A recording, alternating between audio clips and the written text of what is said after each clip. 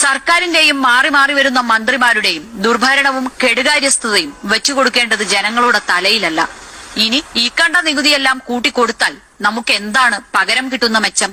ആഴ്ചയ്ക്കാഴ്ചയ്ക്ക് പൊട്ടിപ്പൊളിയുന്ന റോഡുകൾ, വൃത്തിയും വെടിപ്പുമില്ലാത്ത ആശുപത്രികൾ, മൂത്രപ്പുരയില്ലാത്ത സ്കൂളുകൾ, കുടിശ്ശികയാവുന്ന ക്ഷേമ പെൻഷനുകൾ, ഇതിലെല്ലാത്തിലും നിന്ന് രക്ഷപ്പെട്ടു പോകുന്ന പ്രത്യേകതരം വ്യക്തികൾ. മലപ്പുറത്തെയും പാലക്കാട്ടെയും മെഡിക്കൽ കോളേജുകൾ ഒഴിച്ചാൽ രാഷ്ട്രീയ താൽപര്യത്തിന് നൽകിയ ഹയർ സെക്കൻഡറികളല്ലാതെ എന്തായിരുന്നു മൂലധന ചെലവ്?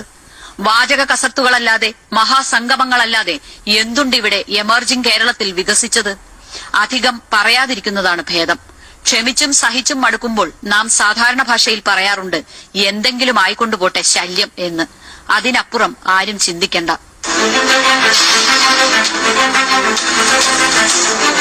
മന്ത്രിമാരുടെ പേഴ്സണൽ സ്റ്റാഫിൽ 30ഉം അതിലധികവും പേർ. ഇവർക്കൊന്നും വിദ്യാഭ്യാസ യോഗ്യത നിർബന്ധമല്ല.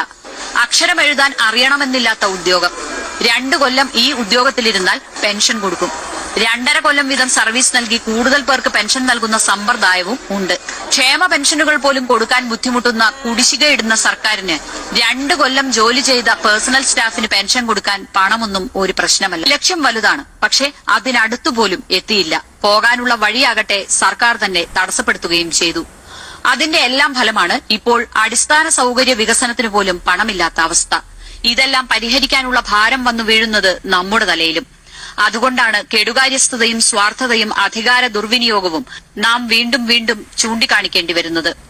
എല്ലാ മന്ത്രിമാർക്കും കൂടി 569 പേഴ്സണൽ സ്റ്റാഫ്. കേന്ദ്രമന്ത്രിക്ക് പോലും ഇല്ലാത്തത്ര പേഴ്സണൽ സ്റ്റാഫാണ് ഇവിടുത്തെ മന്ത്രിമാർക്ക്. ഒരു ഫയൽ പോലും നോക്കണ്ടാത്ത അഴിമതി വിരുദ്ധ പാർട്ടിയുമായി മുന്നോട്ടു പോകുന്ന ചീഫ് വിപ്പ് PC ജോർജിന് പോലും വെറുതെ ഇരുന്ന് ശമ്പളവും പിന്നീട് പെൻഷനും വാങ്ങാൻ 30 പേഴ്സണൽ സ്റ്റാഫുണ്ട്. മാസം 2.5 കോടിയോളം ചെലവാണ് എല്ലാവർക്കും കൂടി ശമ്പളത്തിനു വേണ്ടി. പെൻഷൻ തുക വേറെ. ശമ്പളത്തിന്റെ ഒരു ഭാഗം പിന്നെ വാങ്ങിച്ചോളാം എന്നൊക്കെ പറഞ്ഞ് നമ്മളെ പറ്റിക്കുന്ന മന്ത്രിമാർ ആത്മാർത്ഥതയുണ്ടെങ്കിൽ ഈ എണ്ണം ഒന്ന് കുറച്ചു കാണിക്കട്ടെ.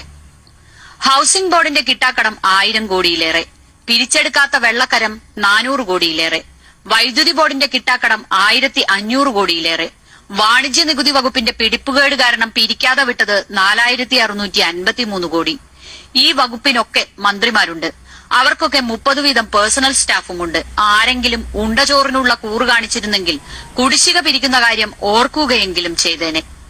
ഈ വെള്ളാനകൾക്കു വേണ്ടി നാം കഴുതകൾ ആഭാരം ചുമക്കണം എന്നാണ് ഇപ്പോഴത്തെ സർക്കാർ തീരുമാനം. ഈ ഒരൊറ്റ കാരണം മതി നികുതി വർധനയെ എതിർക്കാൻ.